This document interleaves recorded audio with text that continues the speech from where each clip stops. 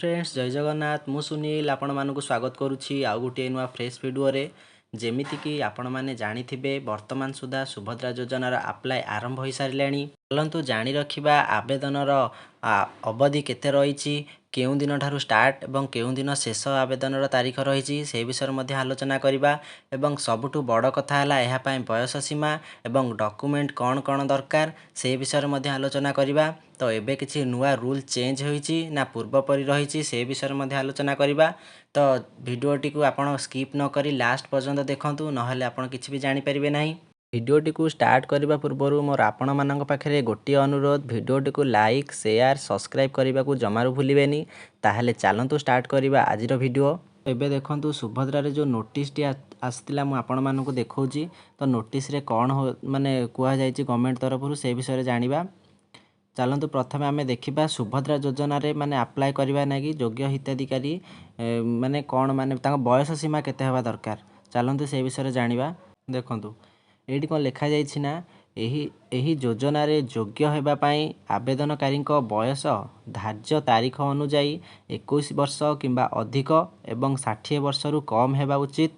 आधार card रे लिपिबद्ध होइतिबा जन्म तारीख को तांको बयस गणना पाई ग्रहण करा जिवो।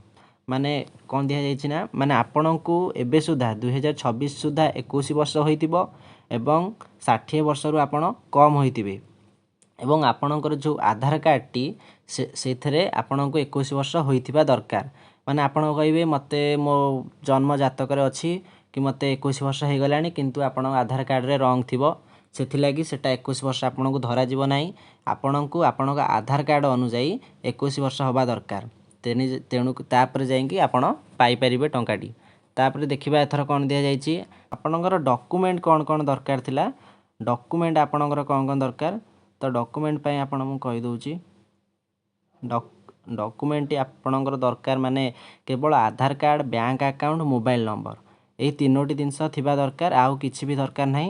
यही तीनोटी जिनस थिले आपण आराम से सुभद्रा योजना अप्लाई करि परिबे। आउ गोटे कथा एथरे सेटा अछि वर्तमान मु आपनकु देखौची तो सेटा 8 नंबर पेज रे बोधे अछि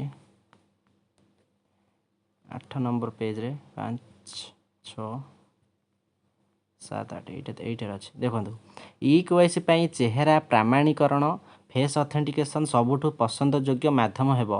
हिताधिकारी माने सेमानकर आधार नंबर प्रदान करी सुभद्रा मोबाइल ऐप माध्यम रे एई प्रक्रिया संपादन करि परिबे। देखंतु आपण मानको मु रेकमेंड करिवि कि आपण माध्यम माने फेस ऑथेंटिकेशन टा करंतु। आपण माने जदि मोबाइल रे न करि परचंदी जनसेवा केंद्र रे जाई करंतु जहा द्वारा कि आपण माने सुविधा पाई परिबे। कहीं ना जदि जनसेवा आपड़ जदि मोबाइल माध्यम करेंगे किसी जापरें भूल भाल हो कहे मो सुभद्रा योजना कहीं आसुनी पैसा कहीं आसुनी पुणी पछे हैरान हे तेणुक जनसेवा केन्द्र को जातु से आपंकर अप्लाई करदे। जदि आपण मैंने मोबाइल करेंगे तो किसी असुविधा ना आपण मैंने सुभद्रा आप गोटे बाहर से अप्लाई करेंगे। डॉक्यूमेंट तो आप जाणीगले कौन कौन दरकार आधार कार्ड फोन नंबर आउ बैंक पासबुक आउ सुभद्रा फॉर्म नहीं कि आप जनसेवा केन्द्र को जिबे सेठारे आपण ओटीपी दे किंबा फेस ऑथेंटिकेशन कराई आपणकर सुभद्रा फॉर्म टी को दाखल करेंगे। तो जदि आपण मानकर आउ किछि जानिबार अछि सुभद्रा बाबद विषय रे तले मते वीडियो तळे कमेंट करंतु मु नेक्स्ट वीडियो रे गोटे नै आसीबी सेही बाबद रे। तो रहिली जय जगन्नाथ नमस्कार।